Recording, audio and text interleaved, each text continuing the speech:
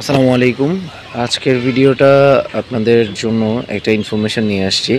সেটা হচ্ছে যে আমরা তো অনেক ধরনের খাবার খাওয়াই, তো কী খাবার খাওয়ালে কোন ধরনের প্রভাব পড়ে সেটা আজকে জানতে পারবেন।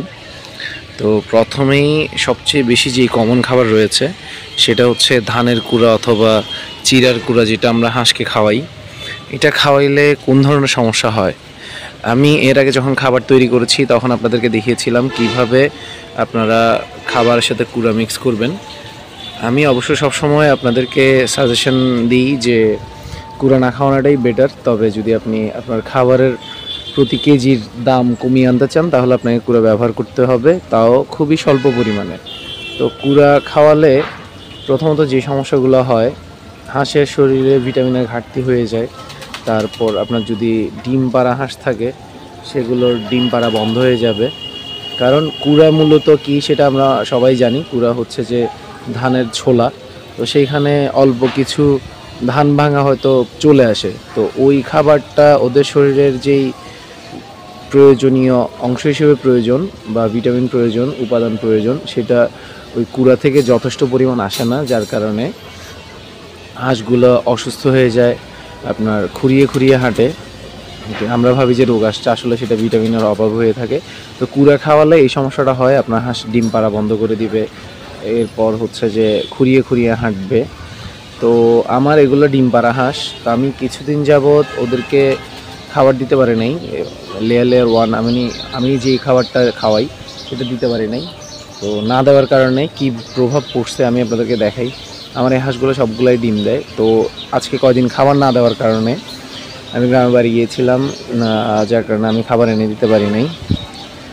তো আমি ওই আমার যেই ডিম পাড়ার জন্য যে খাবারটা দেওয়া হতো সেটা না দেওয়ার কারণে এখন মোটামুটি আমার হাঁসের ডিম বন্ধ হয়ে গেছে। আজকে মাত্র 4টা ডিম পাইছি, তাও ডিমের কী অবস্থা সেটা আপনাদেরকে দেখাচ্ছি। ডিম খুবই ছোট হয়ে গেছে, এবং যেই ডিমের সাইজ আসছে ওই ডিম আপনার মুরগির ডিমের চেয়েও ছোটো, সেটা আপনাদেরকে দেখাচ্ছি।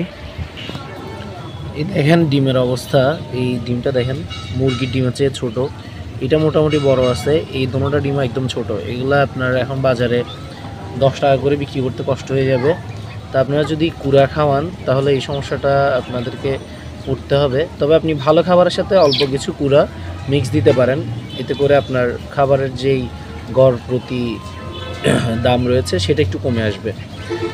আমি তো লেয়ার ওয়ান এবং গমের সাথে অল্প কিছু কুড়া মিক্স করি, এতে করে খাবারের দাম কমে আসে, সেটা করতে পারেন। কিন্তু আপনি যদি শুধু কুড়া খাওয়ান তাহলে আপনার হাঁস খুঁড়িয়ে হাঁটবে, ওজন কমে যাবে, ডিম পারবে না, এই ধরনের সমস্যাগুলো হবে। এই যে এখন আমি যেটা হয়ে গেছে আমার, যে হাঁসের ডিম পাড়া বন্ধ হয়ে গেছে বা ডিমের সাইজ ছোট হয়ে গেছে, এটা আমি পুনরায় ঠিক করতে আমার একটু সময় লাগবে, কিন্তু এটা ঠিক হয়ে যাবে। ভালো খাবার দিলে সেটা আবার সম্পূর্ণ ঠিক হয়ে যাবে।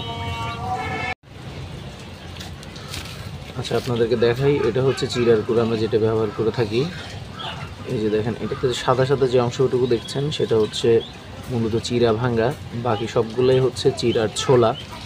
তো এই ছোলাগুলোতে আপনার কোনো কিছুই থাকে না, এটা শুধু পেট ভরার জন্য।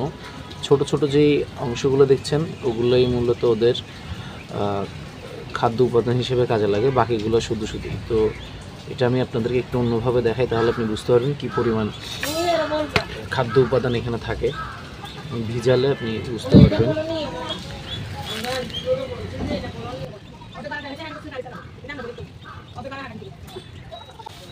যে দেখেন, এটা ভিজালাম, ভিজানোর পরে এটাতে খাদ্য উপাদান কী পরিমাণ আছে।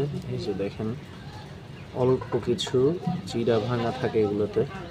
তো এগুলা একটা হাঁস অথবা মুরগির জন্য খাবার হিসেবে পর্যাপ্ত নয়।